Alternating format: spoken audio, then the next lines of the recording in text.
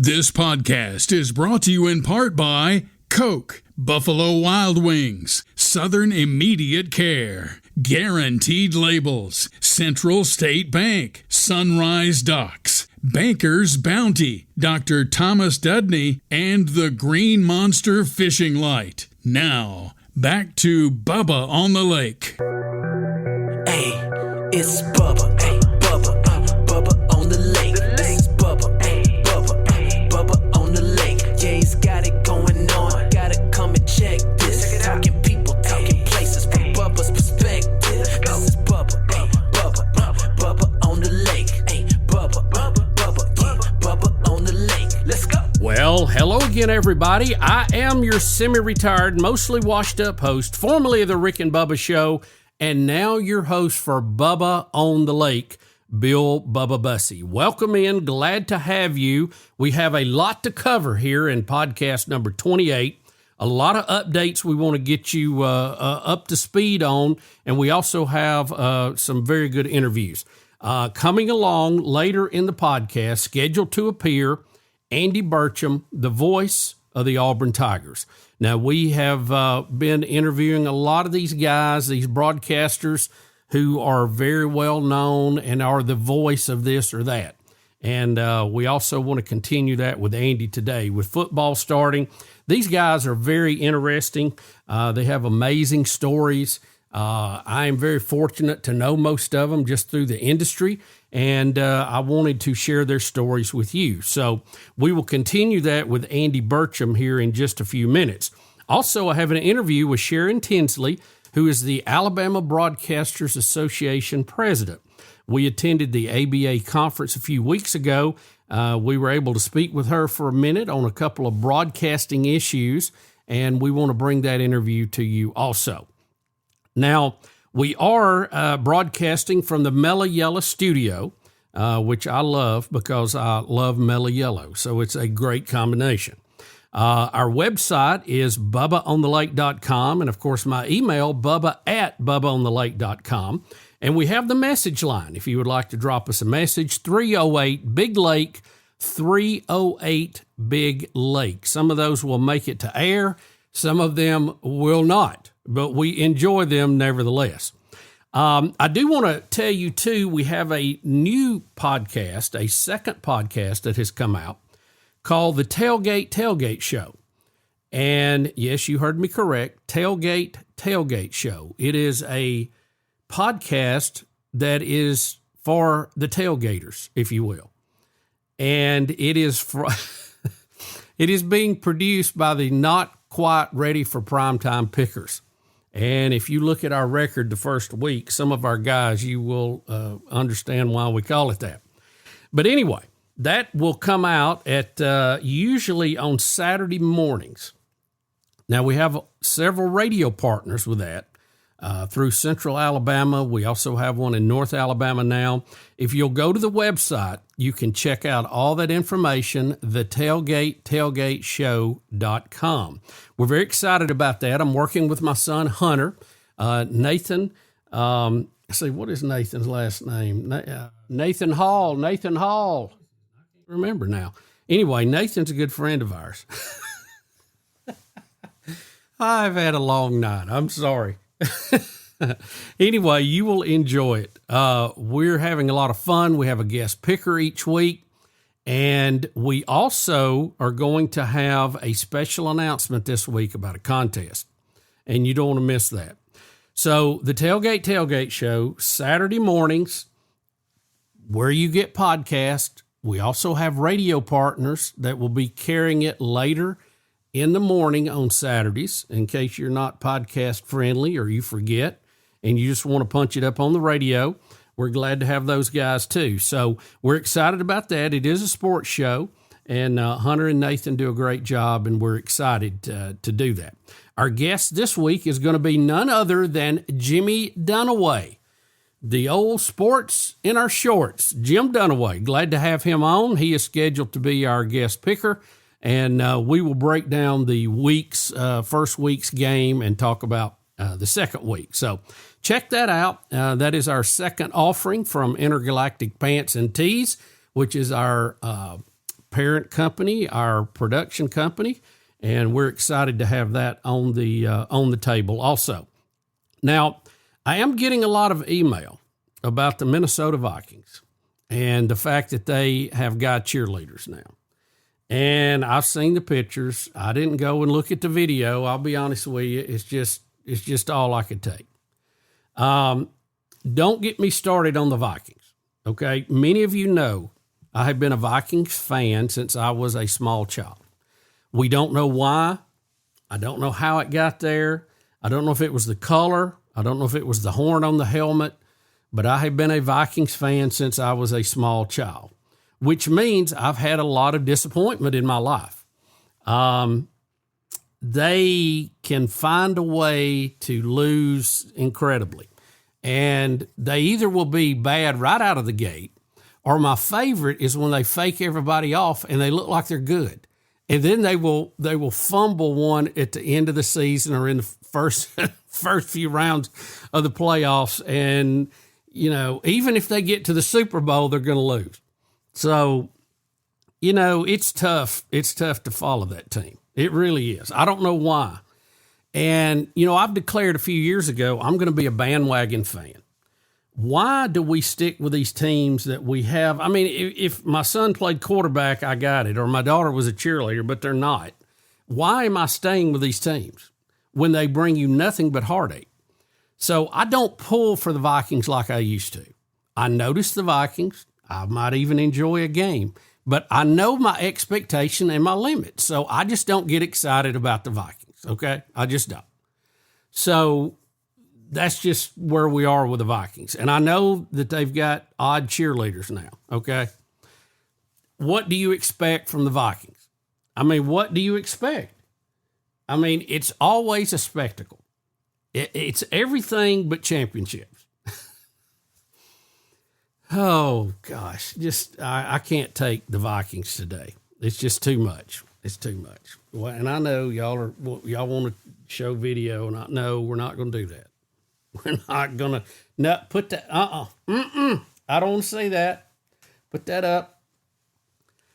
The other cheerleaders are fine. They're, matter of fact, very fine, but not that. Not that. No, thank you. Only the Vikings. I know we have male cheerleaders in college. I got that. But it's not like this. It's just not. Just you take a look for yourself. I'm not going to dwell a lot of time on it. Okay. I'm just not. All right. When we come back, also, okay, quick update too. I almost forgot my knee replacement. Everything is going great. Rehab is good. We're on the marks. We're moving along great. Had just a little bit of an infection on my incision. We've treated that. We're resting up. And don't think it's going to be a problem, but you never want to take a chance with that stuff. So we're doing necessary steps to correct that. But I feel fine. I have no problems. I don't feel bad. I don't. My knee doesn't feel bad. My knee feels great, as a matter of fact, better than it's felt in a long time. And so we're moving along. We'll get that done. And sometimes that's just kind of goes with the territory when you have an incision that deep and you start trying to bend joints, and those things will pop open on you sometimes, and it's just part of it. Most everybody I know, I'd say about half of them have had some kind of little infection along the way. So anyway, we're getting that taken care of, and we'll continue to move forward and keep you updated on that. But so far, I've been very pleased with the outcome. I think we are 21 days post-surgery now, August 13th, whenever that was. Maybe not that many, 2-3 weeks. I've lost count. Anyway, a lot going on here. And as you can tell, a bit confused today. So knee is good. We're not going to talk about the Minnesota Vikings cheerleader. I just can't take it. Tailgate show. Check that out if you would. I would appreciate it. That's tailgateshow.com. This is the website. Coming up, Andy Burchham, the voice of the Auburn Tigers. And right now, we're going to talk with Sharon Tinsley from the Alabama Broadcasters Association when we come back. Thank you for being with us. It's Bubba on the Lake. Bubba on the Lake. All right. It's a beautiful day for football here at the stadium, and we're just about ready for kickoff. Score 0-0. And suddenly, I'm in the mood for a Coke Zero Sugar. Real Coke taste, zero sugar. Now that's a winning combo. Yeah, crisp, refreshing. That hits the spot. When it comes to great taste, Coke Zero Sugar's always on the scoreboard. Coke Zero Sugar. Real Coke taste, zero sugar. Attention business owners, print buyers, and production managers. Guaranteed Labels is here to help you focus less on your printing, labels, decals, and focus more on growing your business. Guaranteed Labels wants to be your reliable printer. Quality, on-time shipments, and stock programs set us apart. If you're needing to focus less on your printing and more on your business, trust Guaranteed Labels, 205-640-4552 or GuaranteedLabels.com. Guaranteed Labels, still sticking since 1988. When you need urgent care, Southern Immediate Care is here for you. Illness doesn't follow a 9-to-5 schedule, so we offer support 7 days a week at convenient locations throughout Birmingham and Northeast Alabama, dedicated to serving all ages from children to adults. Southern Immediate Care offers occupational medicine services, including DOT physicals and testing. At Southern Immediate Care, your health is our top priority. Visit southernimmediatecare.com or call 205-409-2794.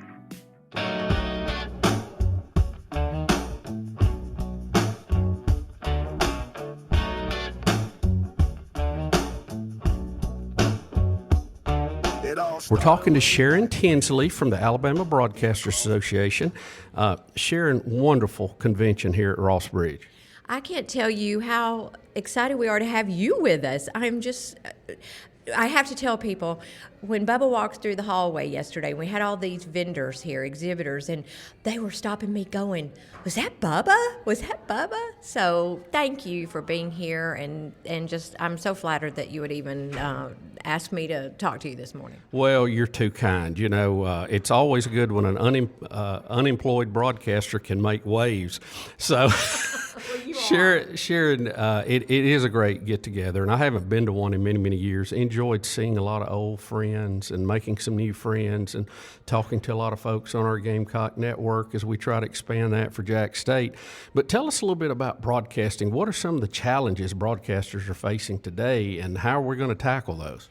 Well, honestly, right now on Capitol Hill, the thing we're trying to accomplish and working hardest at is to keep AM radio in people's cars.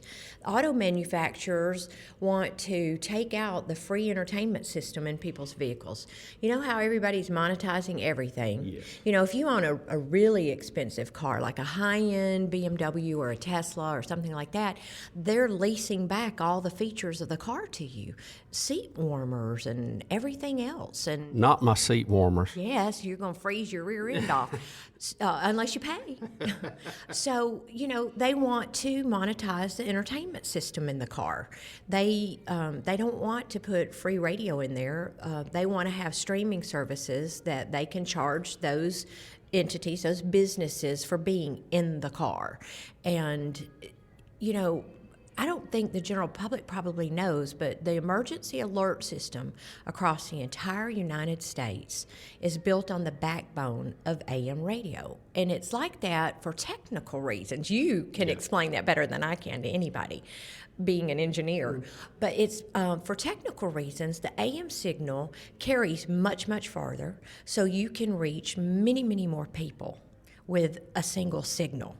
So if something were to happen, and there were to be a major catastrophic event, and we only had a handful of high-powered AM radio stations, the government could talk to all of us at the same time. Sharon, you know the biggest thing you're talking about from a technical end, and we love our FM signals too, but AM, we literally can get back on the air with baling wire and a simple math frequency of 468 divided by the frequency of megahertz, and everybody knows that. So we could take, as you said, in a total disaster, we could pull barbed wire off somebody's fence at a farm and have a station back on the air. FM, we would have no hope of doing that because they have to be up on a mountain and certain requirements there that would be much more difficult to get back on. That's exactly right. So if people don't have access to AM radio and something like that were to happen and we needed to pull out the baling wire or strip down a fence somewhere, we could do that, but no one could hear it. And today, most people don't walk around with transistor radios in their pockets like folks did in the 50s and 60s. And a lot of people only have access to over-the-air radio in their vehicle. I would say this too: if you backwards engineer this, if I was a military planner at a superpower who looked at the U.S. as an adversary, I would hope they don't have AM radio in their vehicle. It would be to my advantage. That's a scary thought, isn't it? Well, so if anything, if the people listening to you, and I know there are lots and lots of them, if they want to do anything to help to ensure our public safety in this way, they could reach out to their members of Congress across Alabama. And I can tell you right now that Congressman Rogers and Congressman Adderholt and Congresswoman Sewell have all signed on to this bill that's called AM Forever, Every Vehicle. The three of them have signed on to it. And then in the Senate, Senators Tuberville and Senator Britt have also signed on. But we're missing some important folks, and There's two important folks right there. Yeah, we're here at the association meeting, and broadcasters are just walking by. And you know what? I was thinking, I sure wish I had a picture with Bubba, and somebody's taking one, and he's going to send it to me. You may recognize him from several Nicolas Cage movies. That's Michael Brannon.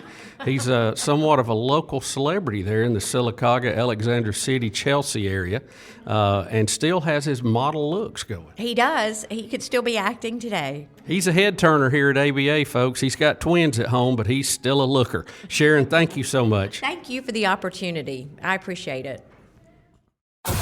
You're listening to Bubba. Whoa. Bubba on the Lake.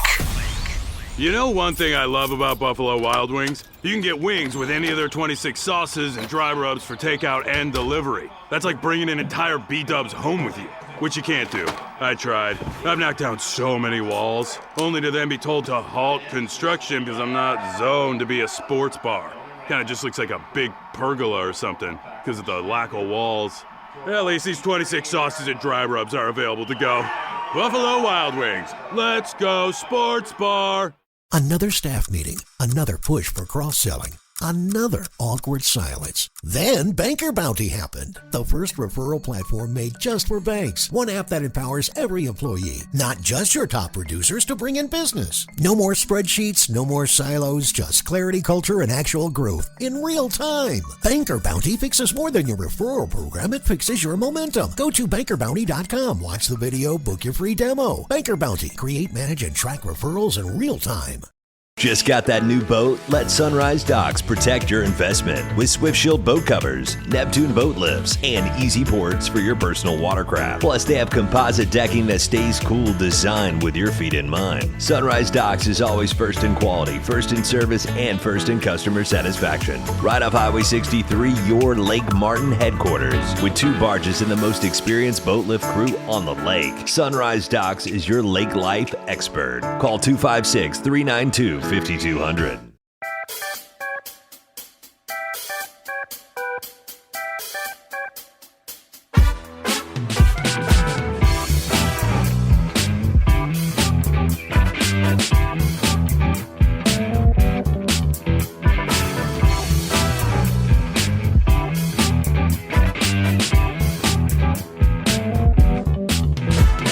Well, we are joined by someone, and Andy, I'm going to step out and say at least half the people in our state think you have the best job there is out there. Andy Burchham, the voice of the Auburn Tigers. Andy, how are you doing? Bill, I'm doing very well. Thank you. I appreciate being with you today and being with you on the podcast. It's a thrill for me. Well, listen, it is a thrill for me. We get to listen to you so much and admire what you do and the way you do it. It's an honor to have you on. We've been talking with several folks who are play-by-play guys and kind of getting a feel for the season as football gets started. And I'm running a little behind getting all this done because I had had a silly knee replacement I had to get done in the middle of all this, but we're doing good. And how about if you're an Auburn fan, it's a pretty good week for you.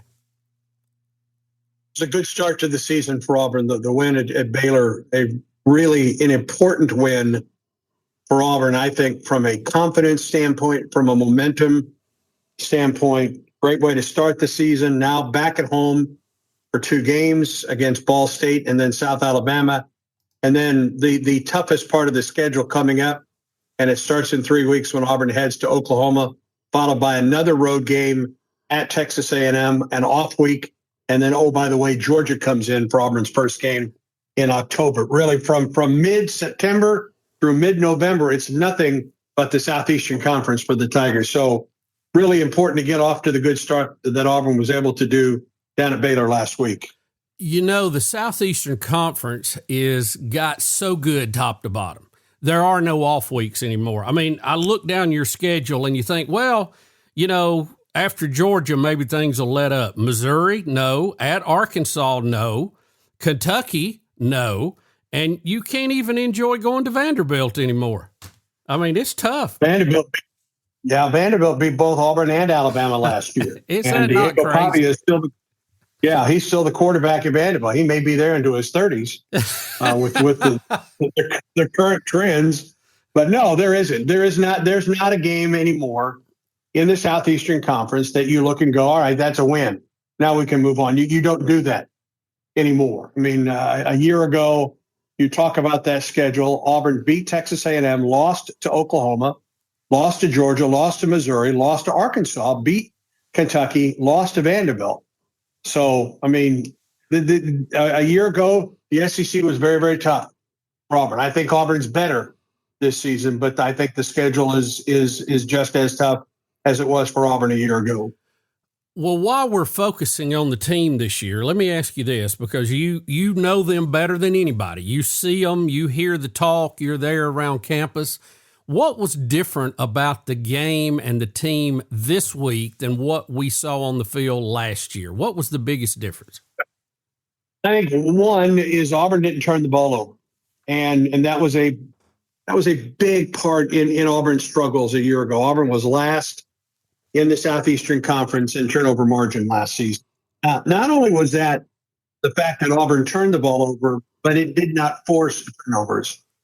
And while it did not do that last Friday night, did not get a turnover, but it didn't turn the ball over as well. And that was very, very important. That's one. And two, just Auburn's running game. And it started with Jackson Arnold, the transfer for Auburn from Oklahoma, who after week one, I mean, who would have thought this, Bill? Auburn has the leading rusher in the Southeastern Conference. That's not odd, but it's Auburn's quarterback that's the leading rusher in the Southeastern Conference. I don't think any of us thought that would happen, but that's the case after 137 yards and 2 touchdowns by Jackson Arnold. It was an impressive performance, but let me ask you this: in the past few years, I felt like the weak link on the whole team was Auburn's offensive line. Quarterbacks were running for their lives. Hard to complete a pass, hard to check down when you are literally running for your life. Now, we did see a lot of runs. Some of them were called runs, but how much better is that offensive line? And I didn't see a lot of solid pockets for him to throw out of. Are we going to see that better this year? Andy, what do you think? Well, I think Auburn's offensive line is better than it was a year ago. I mean, Xavier Chaplin at left tackle and Mason Murphy at right. Dylan Wade at one guard, Jeremiah Wright at the other, and Connor Lew at center. And then add Tall Miller to that mix, who was a starter for Auburn the last 2 years and was a very important part of Auburn's win at Baylor because he played at guard. He was at guard when Auburn made its clinching drive in the fourth quarter that ended with Jackson Arnold's 27-yard touchdown run. I think this is a much better offensive line than Auburn has had in a while. Bill, I think Auburn has put more of an emphasis on offensive line recruiting. I mean, both of these tackles, Chaplin and Murphy, are transfer portal guys. Chaplin in from Virginia Tech and Murphy in from USC. And I think it's Auburn's best offensive line in quite some time. And I think it's paying off. Andy, a lot has been made about the receiving core, and they are very talented there. Do you expect the next few weeks, Auburn's going to be heavily favored the next couple of games? And I know we're not, you're not supposed to look ahead, but, that's what we do as commentators. Do you think they will establish that run, but then work on that passing game? Because I don't feel like we have seen the full potential of that yet. We did not see it Friday night as far as the passing game is concerned. He was only 11 of 17 for 108 yards, talking about Jackson Arnold. And that's too good of an offensive wide receiver room not to throw the ball to it more. But that was what Baylor gave Auburn. They basically tried to take the passing game away and made Auburn run the ball, and Auburn ran it to a tune of 322 yards.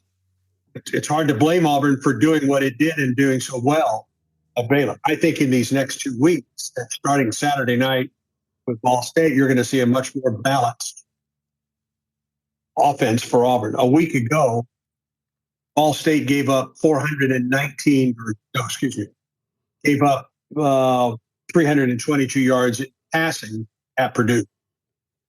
I think Auburn's going to be able to unleash that passing game, and I think you'll see much more of Cam Coleman and Eric Singleton and Terry Thompson and Malcolm Simmons, Horatio Fields, Bryce Kane, all of that group.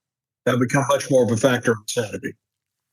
Andy, with the recruiting classes that Hugh Freeze has had the past few years, you would expect a better performance on the field, and you're seeing that. Talk to me a little bit about the recruiting situation. I'm very confused, and I've asked some people, and they're not giving me good answers either, because Hugh has had these excellent classes, and then all of a sudden we look forward one, and we're way down. Auburn's way down the list. Yeah. What's happening there? And I've heard the athletic director Cohen talk about, well, it's going to fix itself, and it's coming, and all this. And Andy, what's going on there? I can't get my hands wrapped around what's happening there. Yeah. I think here's the big deal. I think here's the big difference this year, Bill, as compared to the last 2 years. So the last 2 years, Auburn's recruiting class was basically committed early in the football season, if not the late summer. And that's not the case this year. I think Auburn's class, and Auburn's had top 10 classes in Hugh Freeze's first 2 years as Auburn's head coach. And while it seemed to get off to a slow start, I think Auburn was also waiting for August 1st to come before it could figure out exactly how the NIL world, how the offers were going to figure at this point. I do think by the time December rolls around, remember, that's when players sign high school is December. I think by the time December rolls around, this recruiting class is going to be very, very good. It's just not there yet. And I think some folks have panicked a little bit. And I understand that because it's been so different in the last couple of years. I think it will be there by the time December rolls around. Well, that's really the key. I mean, these kids are committing early now, but they jump around like jumping jacks. You don't know where they're going to end up. Auburn had 2 or 3 players decommit this summer, and I think that added to the frustration or maybe even panic for some folks. And I understand that, but you look at the commitments, and I can't talk about them specifically right now, but you look at the commitments that Auburn has had in the last 2-3 weeks. These are 4- and 5-star guys, among the very best players in the country, and that's who Auburn's getting to commit. Again, you got to get to December. You got to get that name on the dotted line, or it doesn't matter at this point. How is Hugh Freeze doing? I think Hugh is doing okay. It's been a bit of a whirlwind for Hugh, especially since the announcement came out that he has prostate cancer, and he's dealing with that very, very well. He and his wife Jill. Every time he's asked about it, one of the first things he says is, "I really don't feel the symptoms right now." I think he is taking caution with his diet and his health right now. If there is anything to be done about this from a surgical standpoint, I don't want to be speaking out of line here. He's going to wait until January, possibly, to do that. But we check on him quite often, and he has asked about that, and he's gracious and is honest with his answer. And I think it really, as any of us would, you hear the C word, and that's got to be startling. And I think he had a day or two to kind of get through it and is moving on. But I think he was doing very, very well. His family's doing well. He added a granddaughter last week, just before they went to Baylor. So I think that family is thriving and looking forward to the rest of this season.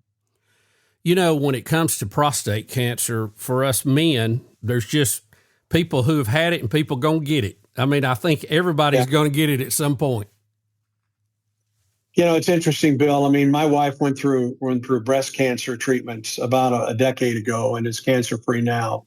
But that's a scary thing to go through. And for her, it was, and she had tremendous care at East Alabama Health and is doing very, very well now. And I know some men that have gone through or are going through prostate cancer and good friends of mine that are going through it. I get mine checked every year at the Auburn Outlet basketball game. The folks from Birmingham come down with the Mike Slive Foundation, and they give blood tests for men, and you get that blood test back, and it will give you a very good indication if you need to get checked further.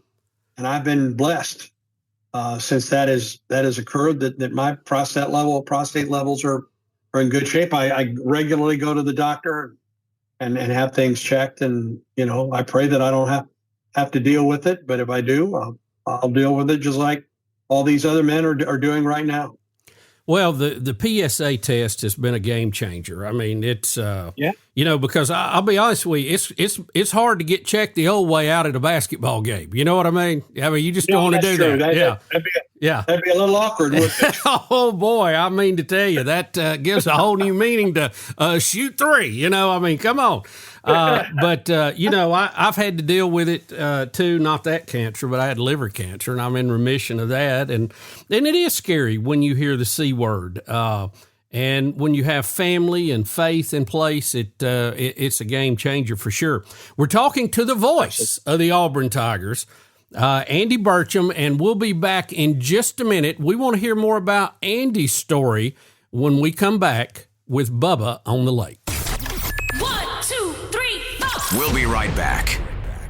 Illuminate your night fishing adventures with the ultimate in submersible fishing light technology. The Green Monster Fishing Light attracts bait fish and game fish in all water environments. Turn any dock into a vibrant feeding frenzy. Compact, tough, and energy efficient. The Green Monster Fishing Light will provide endless hours of family entertainment and enhanced nighttime visibility for safe docking. No dock, no problem. With our 24-inch portable Green Monster Fishing Light, start landing trophy fish tonight. Visit thegreenmonsterfishinglight.com. Dr. Thomas Dudney has been my family's dentist for over 20 years.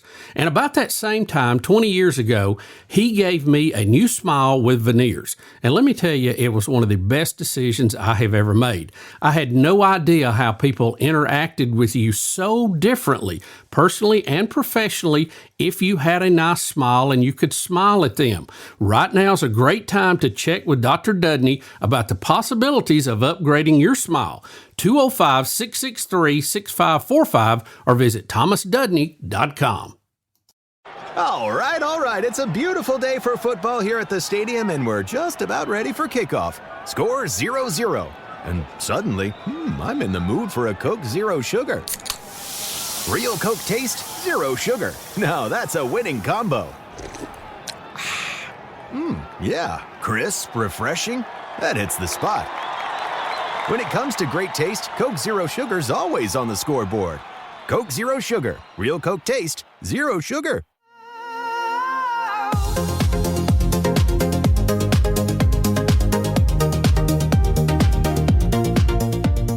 We're back, and we're talking to Andy Burcham, the voice of the Auburn Tigers. Andy, we talked a little bit about the team. We talked about Auburn. I want to talk a little bit about you here for people who may not be familiar with you. Tell us a little bit about your story. How did you get into broadcasting, and how did you end up at Auburn? I grew up near St. Louis, Missouri. I was about 50 miles down the road, southern Illinois, a small farming town. I'm not a farmer, but a lot of the folks around there are. And growing up as a St. Louis Cardinals baseball fan, and my family growing up, you were either a Cardinal fan or you weren't part of the family. That's the way it was.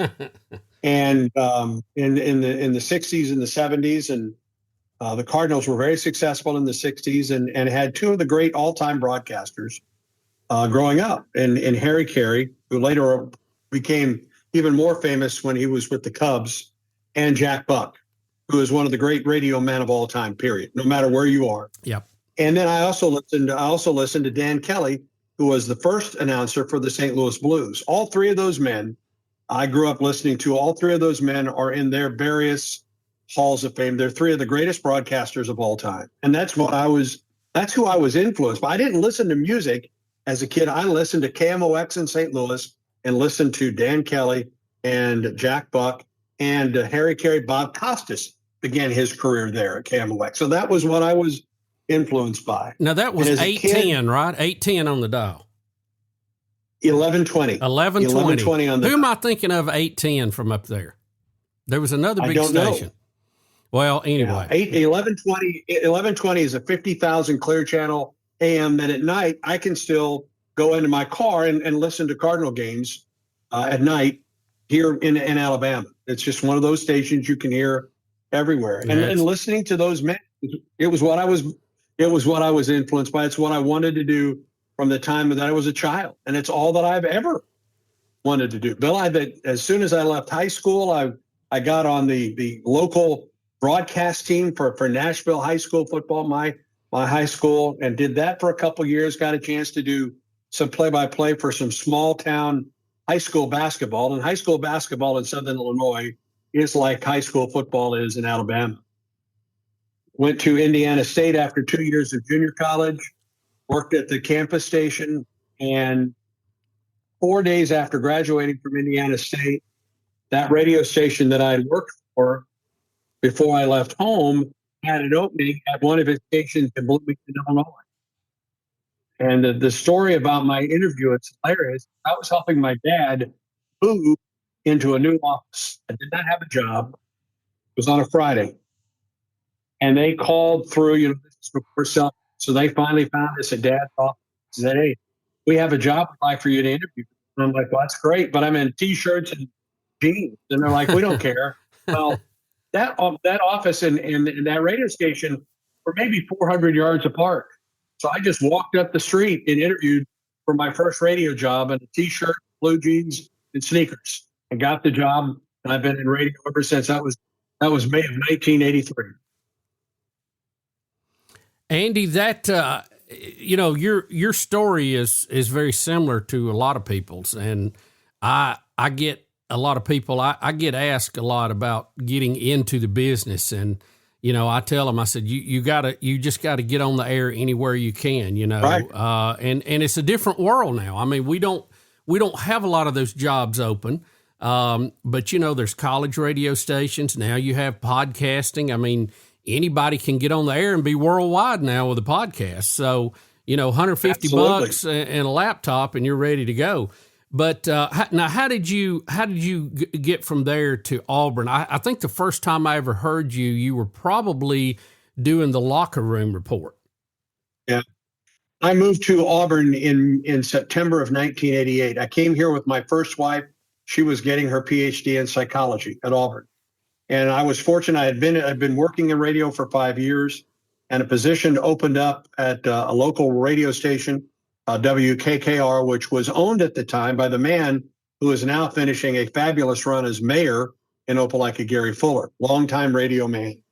And I did the morning show, did news and sports in the morning, and then was able to start with Auburn women's basketball. And I did that for 31 years. And a couple years later, Mike Hubbard started the Auburn Network, and I went to work for Mike as what you said, the locker room host with Coach Dye.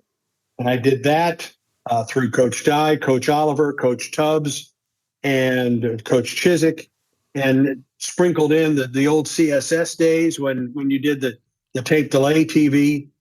In 95, started doing radio with my friend Rod Bramlett on baseball for Auburn. And I did that for 25 years together. And then when Rod and Paula passed away in 2019, then I took over later on that August in the role that I'm in right now. So it's always what I've wanted to do, Bill. I had no plan B. I don't know what else I'd have done with my career. Well, I hear that from a lot of people. Plan B is something you figure out when Plan A didn't work. But it's That's hard true. to have Plan B sometimes. You mentioned Rod and tragic story there, but I remember hearing that news and how unbelievable that was. And being a good friend, you stepped up and really stepped in the gap there for his family during all that. Well, they wouldn't have asked Jan. They wouldn't have asked me to be the guardian of those children without my wife, Jan, two-time Auburn grad, who's the associate dean for the College of Education and Health Performance at Columbus State. But they did on a Friday night before an Auburn basketball or Auburn football game. We went to dinner, an Italian dinner, and they asked us. They said, "Listen, if something should happen, would you be the guardians of our children?" And we're like, I mean, that's not a question you expect to hear from your best friends. Right. And we said, yeah, we need a day or two to think about it, but I think we knew what our answer was. And a couple of days later, I came into the office and I said, Rod, okay, we're in. Pray that we never have to do this. But of course, it was May of that next year that all of that took place. And I think what you said is it's still hard for us to believe it. And by that time, Shelby, their daughter, was an adult in the state of Alabama. She was 19. Their son was 15, Joshua. He came to live with us until he went off to school. And so we learned together. Jan is my second wife. And this was her first marriage. Neither of us had children. So we learned how to be parents, the 15-year-old in our house. That's a tough place to start. You're right. So somebody did walk up and said, well, you could have gotten them when they were still in diapers. And I thought that was pretty good perspective. Well, Rod is missed. Tragic story. But, like God does in so many ways, people around step up and step in, and you need to be commended, you and your wife, for the great job that you've done. Andy, let me ask you, you've seen a lot of Auburn athletics over your time. Is there a moment or two that just sticks out that you go, gosh, that's something I will just never, ever forget? Well, the 2010 national championship season for football, when that finally occurred, and that win over Oregon out in the desert. And I can remember after that broadcast, Rod and Stan White and a couple other folks in our crew were just sitting at a table behind our booth, waiting for our engineer and Bradlaw, your friend Bradlaw, to tear down the equipment. Then we were going to head back to the hotel. And we were just sitting around this round table looking at each other. And it's one of the most surreal moments that I can remember, because it had finally happened. Auburn had been on the verge, had been, and now they've taken care of some of these national championships at Auburn, but Auburn had been so close in the past. And finally it had happened, and we're just like, can you believe it? Can you believe it happened? I can remember calling, I did the locker room, I did all these post-game interviews live on the field, which was a rush, and then went into the locker room to get Coach Chiswick. And I remember walking up or going to the elevator and calling my brother, who now has moved here from Illinois with his entire family. Matter of fact, my brother is literally my next door neighbor, Bill. Think about that for a second. But I can remember calling him and talking to him on the phone, because they had become such big Auburn fans. My father, before he passed away, had become a big Auburn fan. I was like, can you believe that this has happened? What do you think Dad would think of Auburn winning this national championship? And there were other stories like that for folks that had been around it longer than I have. And their folks had been around it longer than I have, for finally to see that occur. I heard similar stories for Cubs fan when they finally won a World Series. You hear those kind of stories. That's what I was thinking about that night when Auburn. So that's one of them. A couple trips to the World Series in baseball. The 1997 trip to the World Series, where Rod made the famous call of a David Ross home run and walk-off home run down at Florida State. The super regional just literally days after Rod and Paula passed away. And Paul Ellen and I are doing the game at North Carolina. They had never lost a super regional at home. And Auburn came from behind to win game 1. North Carolina won game 2, so it came down to a championship game. And Auburn scored 13 runs in the first inning. And the only thing I could think of was, please, God, don't let this team blow a 13-run lead. That'd be quite a headline, wouldn't it? Yes, it would. Andy, let me ask you about. That's just a couple. And you've seen a lot of them over the years. Let me ask you about the new world order of college sports, and especially with football. I think a lot of people are still trying to figure out what the heck's going on. It's changed. It's got very complicated, hasn't it? Bill, it's changing on a daily basis. I mean, folks that are directly affected by all of this are still trying to figure it out right now. You can't tell me that there's an athletic director out there that says, yep, I got this figured out. We've got it licked. That's not the case because it changes so often. And they're waiting on the rules. What are the rules here for this? Give us the guardrails here so we can figure this out and move forward. And where is the money coming from? It is a whole new world. And I'm glad that I'm not the one having to make those decisions. That would be a catastrophe if I were in that. I don't know. I think you'd be a pretty good commissioner, Andy. I really do. Oh, there is no chance in the world. Sorry, that's not happening anytime soon. Andy, but it is ever changing. That's the one thing. It is ever changing. Well, it seems like the NCAA got declawed, and now they have no bite at all. I mean, they went from being absolutely ruling with an iron fist to they have nothing. And it seems like everything's kind of out of control. Now, I hear a lot of people say, well, this is bad. This has ruined college sports forever. I hear that a lot. I hear universities are going broke. I hear they're going to be in the red. But I've also heard, and not as loud a voice, if you have kids that play baseball, all of a sudden they have a whole lot more scholarships than they had. They used to be a lot of partials. I don't know what Auburn gives, but it was 11.7 scholarships for baseball forever. And then now what is it? Well, it's fully funded. So you're talking about 20 plus? Yeah, you can still split up scholarships, but now you have a full complement of scholarships. And listen, for Auburn, even for Alabama, Bill, it is a different world in baseball, and here's why.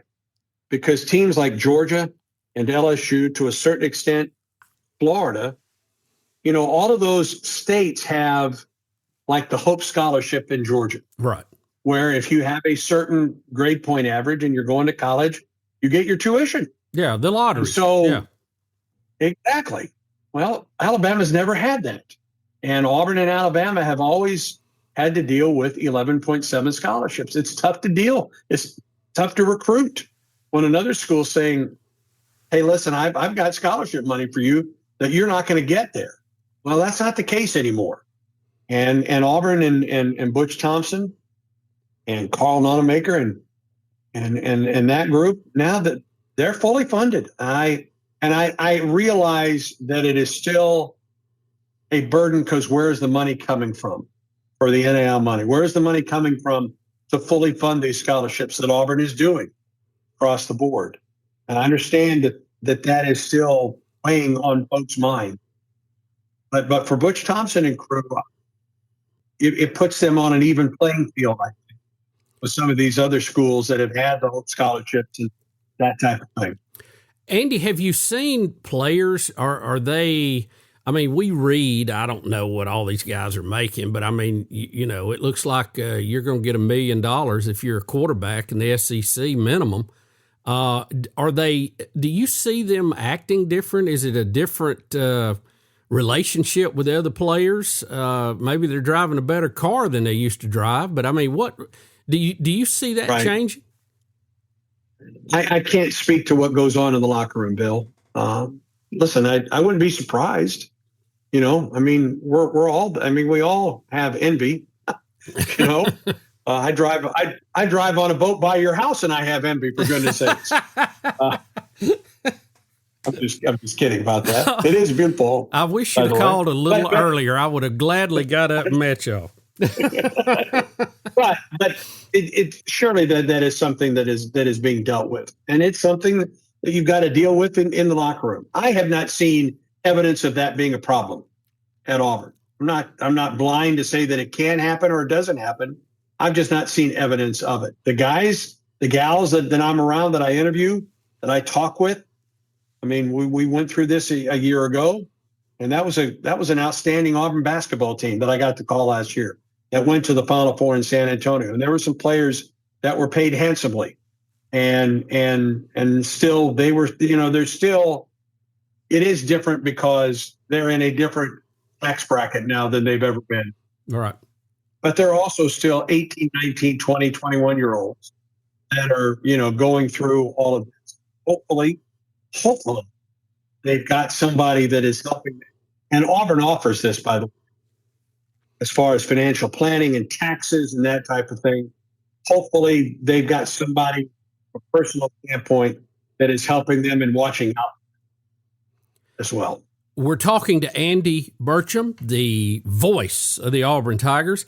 Andy, I've told several people that. I said, I fear in 2 to 3 years we're going to see a lot of IRS cases of student athletes that got paid a lot of money and did not pay their taxes because they thought that didn't apply to them and spent it. And now Uncle Charlie, or I should say Uncle Sam, is going to come looking for their cut.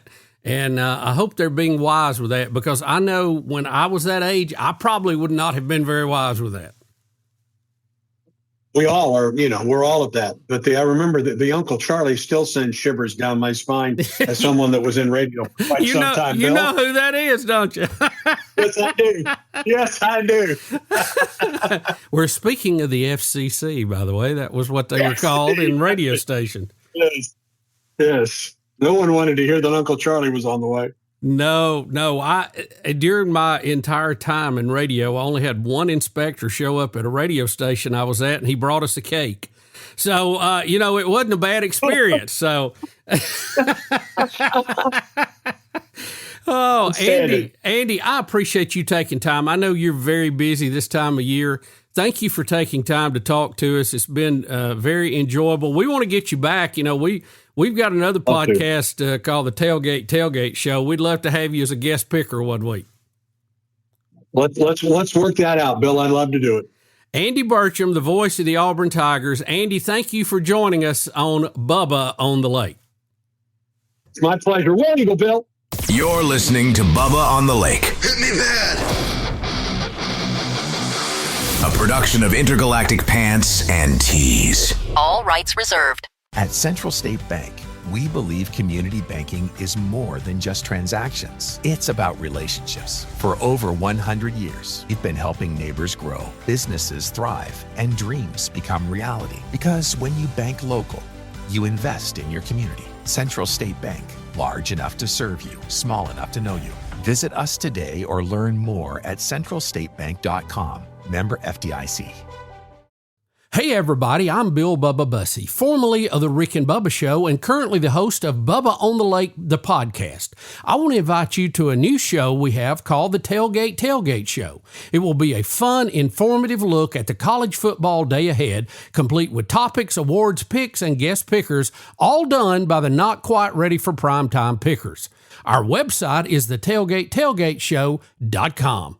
This podcast is brought to you in part by Coke, Buffalo Wild Wings, Southern Immediate Care, Guaranteed Labels, Central State Bank, Sunrise Docks, Banker's Bounty, Dr. Thomas Dudney, and the Green Monster Fishing Light.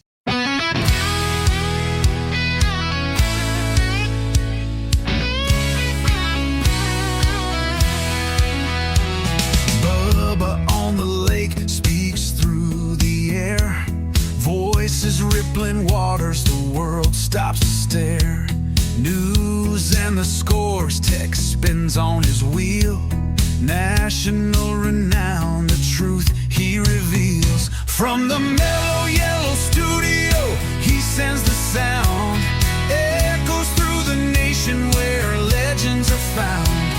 The lake holds the power, ripples don't lie. Bubba on the airwaves, riding waves that won't die. Late night static, stars hanging low. Every turn of his voice, the world seems to glow. Microphone crackles like fire on stone. Bubba carves the stories, makes the air his throne. From the mellow yellow studio, he sends the sound. Echoes through the nation where legends are found. The lake holds the power, ripples don't lie. Bubba on the airwaves, riding waves that won't die.